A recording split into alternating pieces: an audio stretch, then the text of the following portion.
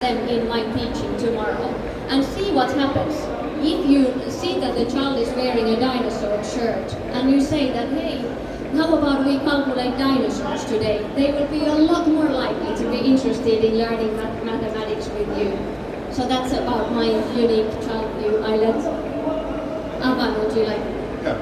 So Avan, tell us a little bit more about how you approach the student-centeredness. Good afternoon, everyone. So we work with students across the globe to make sure that digital technology, the tools, the platforms, how we can embed the students' learning so that we focus on the student-centered learning. So the main primary objective is how a student learns rather than how a teacher teaches. So there should be always a concept in the clarity in the teacher's mind that my students, which way they're going to learn more in every topic. This one photograph, if somebody can guess what exactly is happening in this picture. Any random guess what's happening in this picture?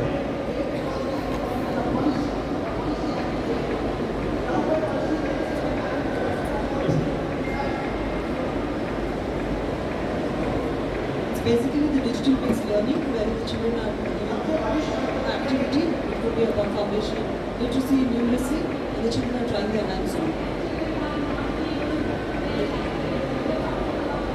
I think the children are learning about both while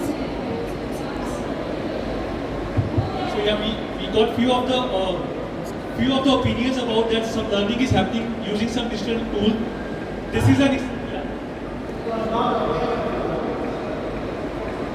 students are learning in a comfort zone. Assessment. So yeah, we are quite close to what all the answers are coming. So this is an examination that's happening in Finland. It's a mathematics examination that is taking place in Helsinki in one of the classrooms. So yes, it is an assessment also, it's a learning and it's a comfortable examination that we can think of. So we have to make sure how we can make learning more student-centered and that's what we do using digital technology, digital platform. Over to Ms. Shilpa.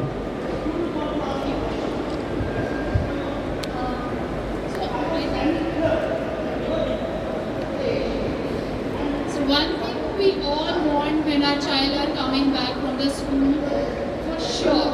What we are looking for when our child, yes, happiness, a smiley face, which is the most important thing. And thank God now, every one of us has started acknowledging importance and value of emotional quotient, emotional well-being of a child, which is the most important thing.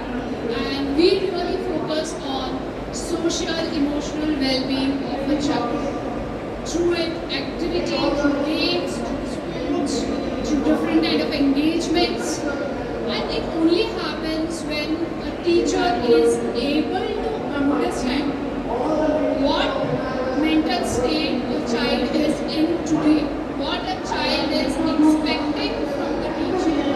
And a teacher will only be able to understand once teacher knows himself or herself as a person, her own emotional state. If I am not aware about my own emotional state, I won't be able to help my child to be aware emotionally. So we actually focuses over there, social emotional well-being of a child, and that really means student-centric, and it's not only looking into the child, it is looking into the core of a child. If a child is coming to the class and not happy, is it only the school or is it only the class? Or is it something happening in child's mind? Understanding that and responding from that mind will help a child teacher to connect with the child. Thank you. Thank you, Shilpa. And I'll just speak very quickly from the K-12, or from the 1 to 12 marketplace, so primary and secondary education. So the picture on the left here again is talking about, as Mila and Shilpa mentioned, child well-being and happiness. So we have a student there who's about to study science, who's designing their own science work code so that they can be happy in their own workplace. Again, the other thing I would say from our schools in Finland is each student has an individualized learning path. So we actually focus very much on understanding what each child needs and addressing those needs, whether that be through the classroom teacher who's with the child all the time, or actually engaging with them on other levels within the school through special needs teachers, special education teachers, career guidance counsellors in secondary education, but all sorts of other aspects.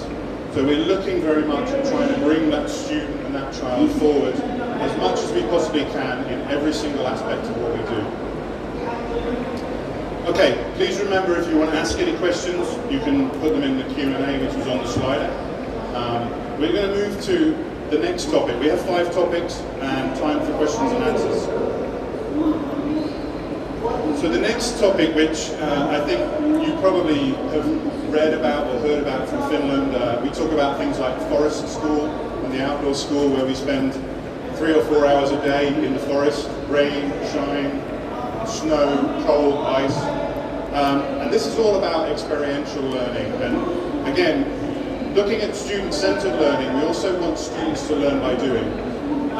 We don't learn specifically by subjects that are actually thrown together at us. So we don't want to have students who are learning mathematics specifically from mathematics books. We want to look at how we can bring together other subject areas and have that experiential approach so that we can bring students along and they will understand things. The knowledge will be learned for much longer, and they also gain other valuable skills that aren't necessarily available within the curriculum. So for example, having something like a game of football and deciding who's going to be the captains of the team and setting up the pitch and who's going to bring the ball along builds on things like leadership skills, builds on group working, builds on communication. And all of these are skills that don't exist in our curriculum specifically. They're things that are learned through the experience of learning itself. Perhaps Mila, if you could tell us a little bit about what happens in early childhood, because again, this is where we get to experiment with play a lot more than we do perhaps in secondary education. Please. So yes, I've just today heard about the India situation, how everybody is worried what is happening now in the classrooms in the early years, where there are children that have missed out on 2 years of being in a social environment, having children around. And then I also heard that the teachers, owners and managers need to explain now for the parents why are we not working on the sheets, the academic sheets.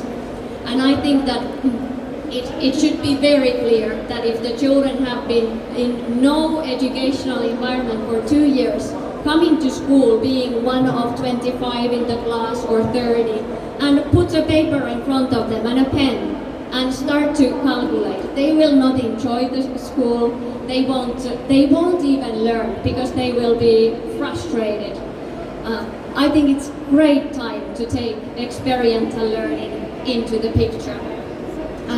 These 2 pictures are actually from our client, sent by my clients here in India, and I was so happy to see that, for instance, they have learned about the plants, about environmental education, about taking turns, about mathematics, comparisons, sizes, everything in this one activity. How could you have taught that in a worksheet? You possibly couldn't. And are the children happy to learn about it? For sure. I'm sure they didn't need to fake this picture. Same thing here.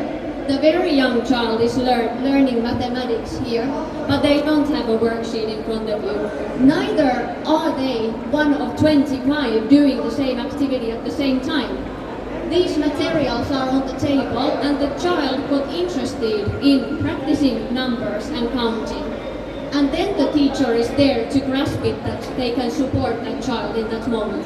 It can be 3 minutes with this child, and they have again learned about numbers, number sequencing, colors, amounts, comparisons, and they wanted to learn. So just that's my part of a playful learning, that don't make the children stop playing and say no, it's the class time, but think how you can incorporate both of those things together.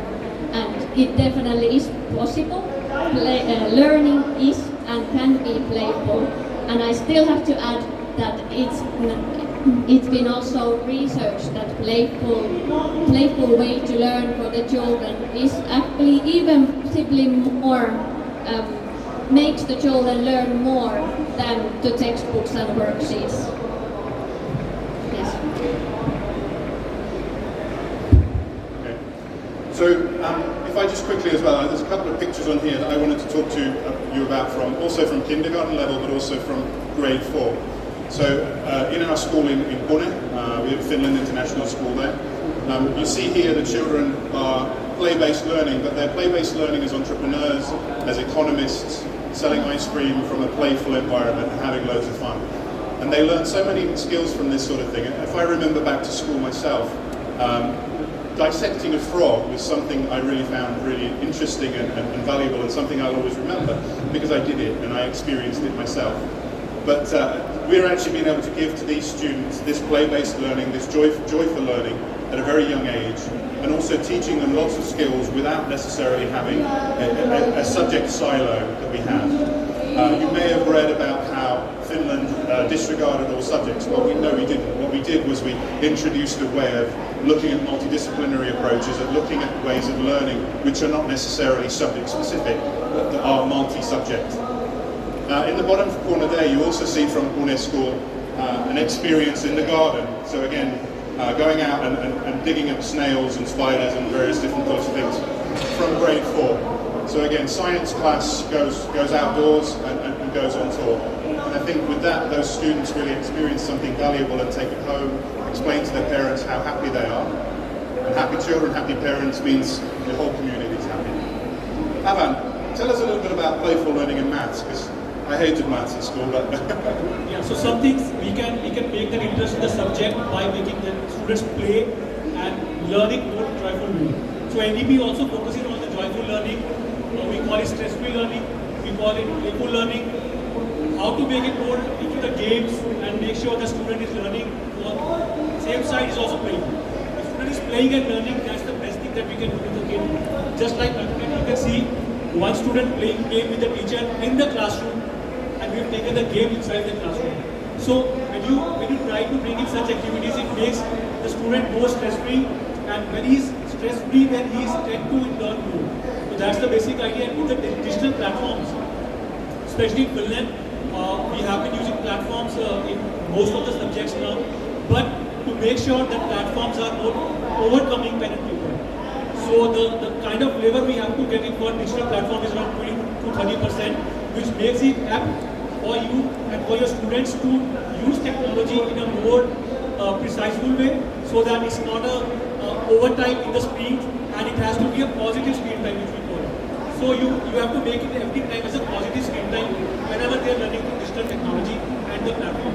So make sure it's not overtime, it's a positive screen time. Shilpa, you must have lots of experience in experiential learning, given the physical education aspects that you promote as well. Definitely. And while we all were talking about, and we generally hear that, and I would say we expect and we help a mathematics teacher to teach through play. But we do not imagine a sports teacher making their children playing and learning. A teacher who is expert in making other play, helping a child to play. What not the teacher can teach a child.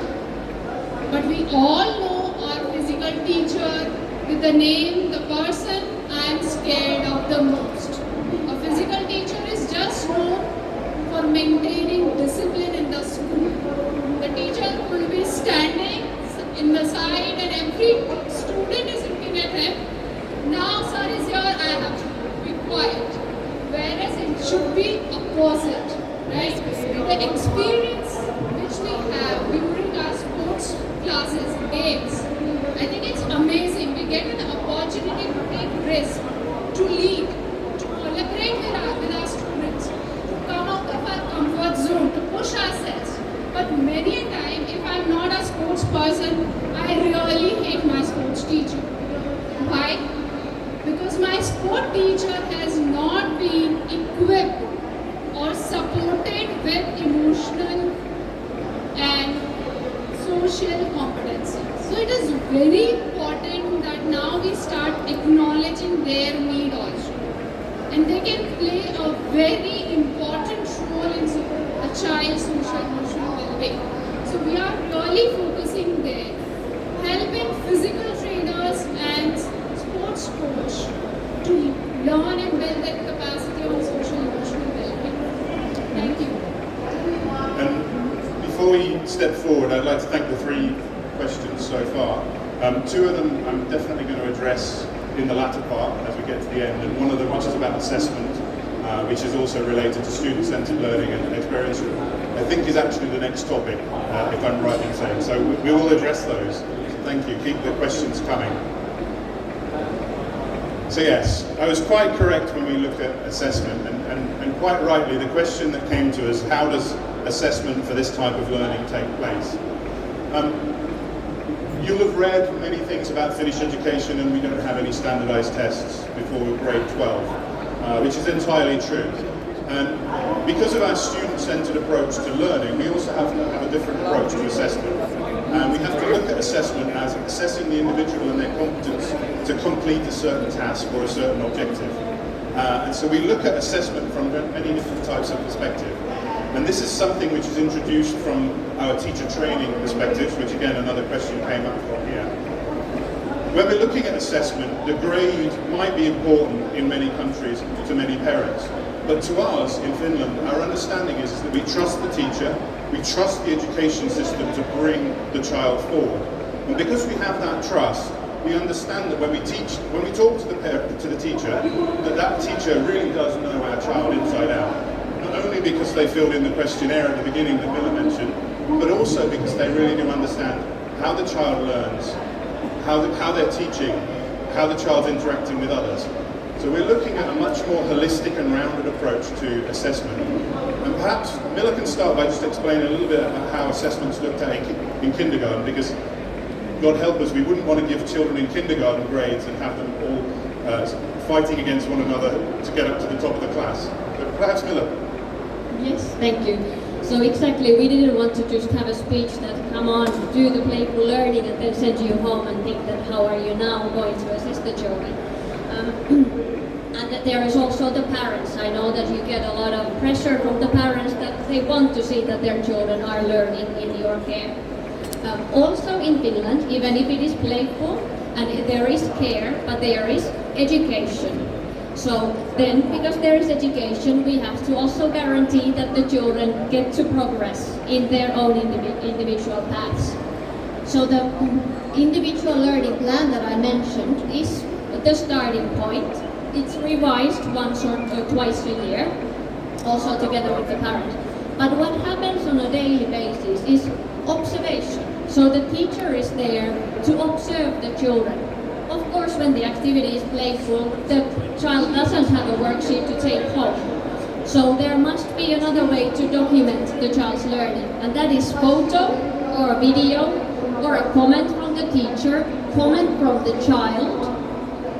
So this kind of observation, documentation, reflecting, sharing with the families in real time. So assessment is not something that you receive at the end of the term. Assessment is ongoing, and it is also then genuine when the teacher has recorded that moment more or less in real time. At least they've taken the picture of the child exploring, and then they can connect, they can show how it connects to the curriculum. So then the parents can also take the learning perhaps further at home. But not only are we looking at the child's individual learning path and assessment, but also the teachers.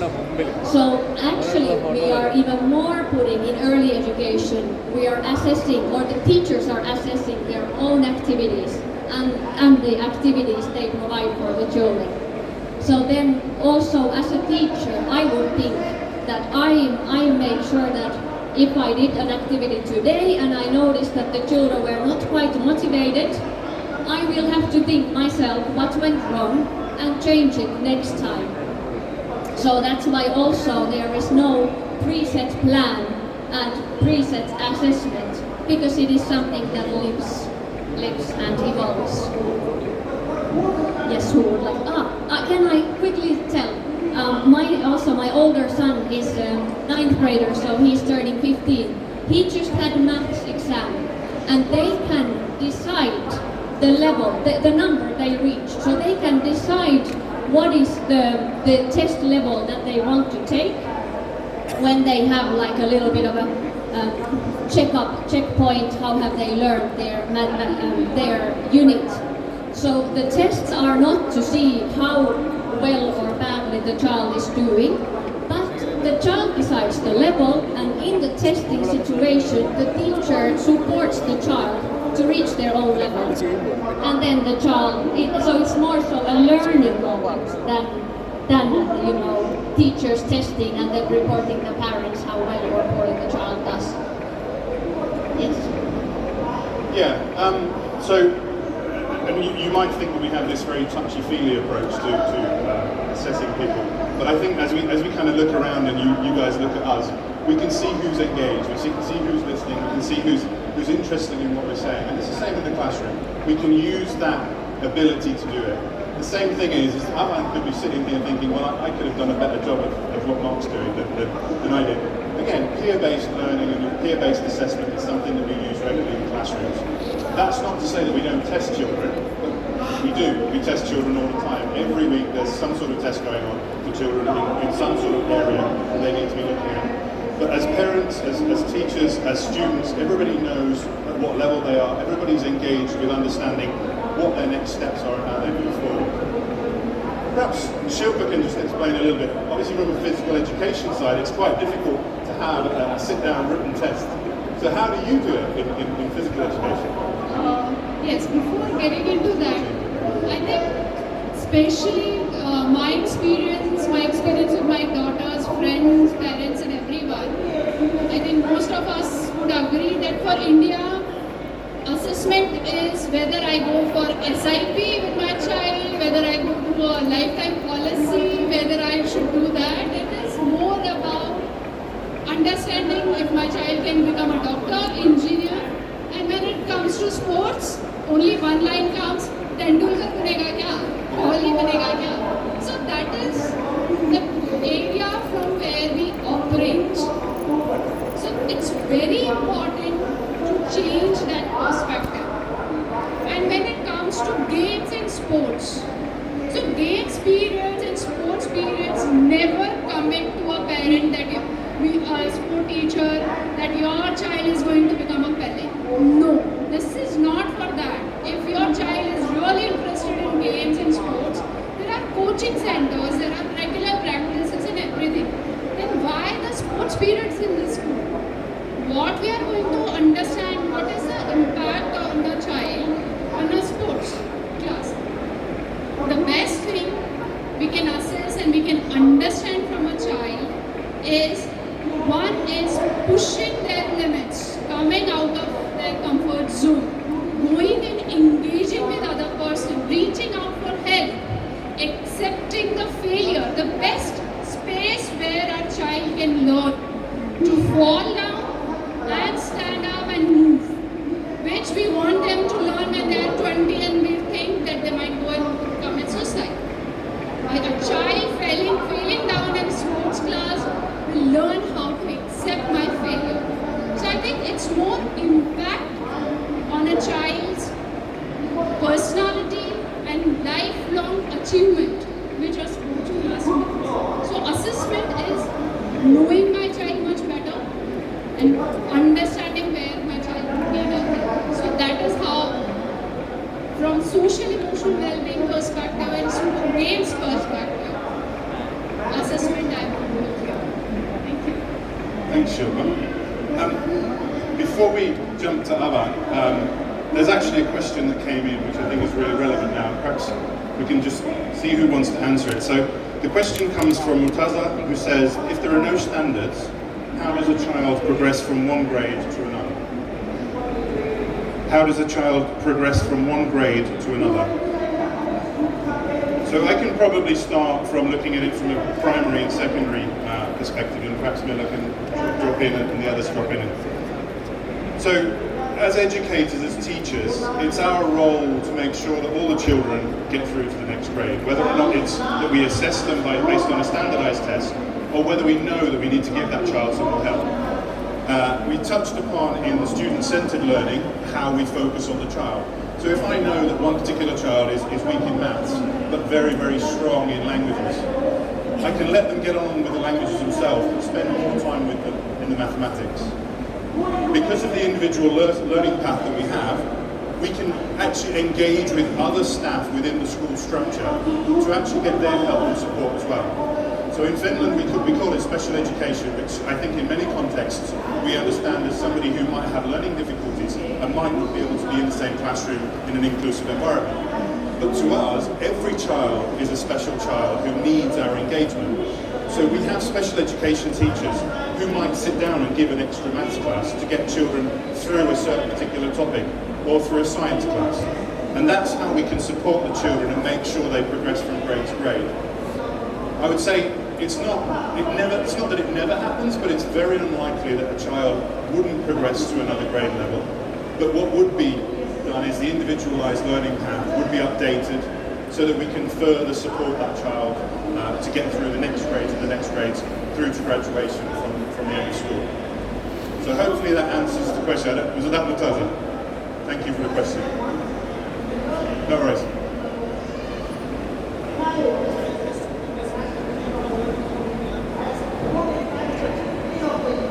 Child is progressing from one grade to another grade. There has to be some standards, right? There has to be a standard so we can decide that he is progressing from this grade to another. Of course. First thing as you said that standardization. Yes, so in early education there is no such thing. That's just it. There is no criteria that would define that at the age of 3 you must learn this or you are not full, you're not complete. Because in early years the children progress at their own pace. All of the children will learn to read then 7, 8 years. There is no need to test that at the age of 3, 4 or 5. So I'm very strictly saying that early education, there is no need for checking their level because so much happens already in 6 months. What comes to the later school, again I can just mention from my own child's perspective that when I was at school, some children were still left. So there could be one in the school that was known that they didn't pass their grade. So one in a school that had 500 children. So it was very unlikely, but it still happened. But I think that in today's school in Finland, they don't anymore. They just don't leave the children to the previous grade because it then creates a lot of different downsides and negative aspects to it. Then that child is known to be dumb, worse than others. They are 1 year older, so they are bigger than the others. Comes a lot of more problems to the child's life. And rather it's seen that the child needs support in their grade, more support, and that's the way it's sold. Yeah, and I think actually just to kind of go up on top of that, so we don't have standards, but what we have are objectives.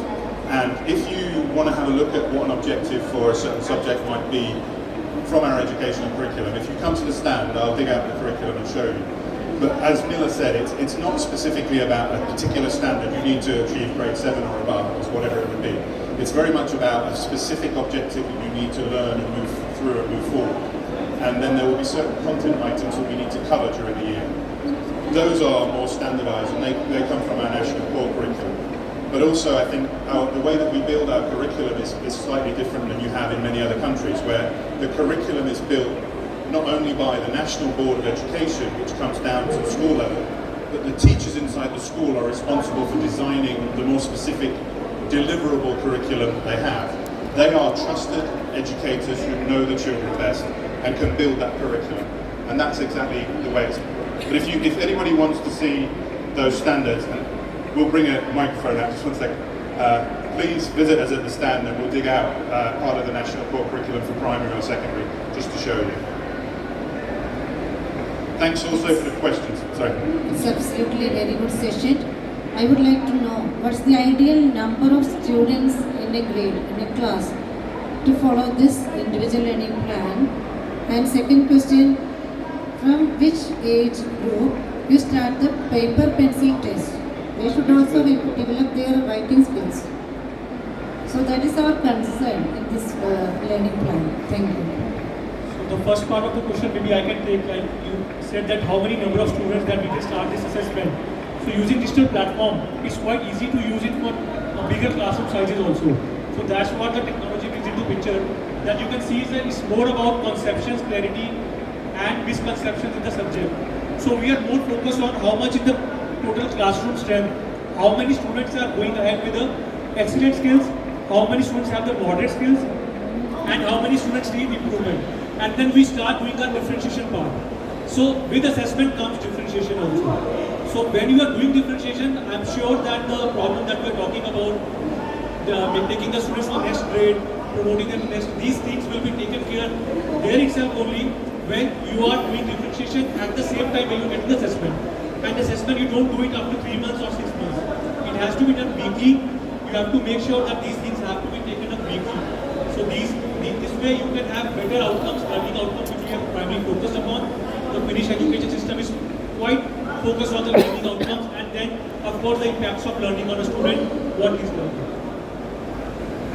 Thank you, Emma. And I think you asked a question about ratio of students, and it's also written down in here. So perhaps we just approach that now. So typically in primary school, at the very beginning of primary school in grades 1 and 2, you have a lower number of students and then it increases. So as we go through, generally it's between 20 and 25 until the students reach about grade 3 or 4. And then as they go through to grade 9, it stays around 25 students per classroom. Above grade 9, it could go up to a little bit more, again, because of the different types of ways of doing things. In early childhood education, the numbers are quite significantly different. But please also remember that we might be talking about a classroom, whereas what we're looking at is a school community. We mentioned special education teachers, we mentioned career guidance counsellors, we have curators, we have psychologists. All of those staff members are responsible for the education of the students in different ways, along with learning assistants. So the student-to-adult ratio may be very different, and it depends on the type of school and the different types of approach that they have. Hopefully that's a kind of ish answer to your question. And in early education, under 3-year-olds, they have a group of 12 children often, and there are 3 adults, but one of them is responsible for the learning plans, and the 2 others are assistants. Between 3 and 6-year-olds, then there is generally a group of 21, and again, one is the teacher that's responsible for the learning plans. Yesterday I visited a school and they had 25 children in the class with 2 teachers. So I think that it's completely possible that one of the teachers takes that role of creating the learning plans, and the other one is then more so the assistant. So it's not impossible to have individual learning plan for everybody in early education. So I'm just going to click back a couple of slides because so if you have any questions, the people who joined a little bit late, if you have questions, we've got them popping up on a little screen here and I'll start to read them out. And some of them that we are going to address we have 5 topic areas to cover.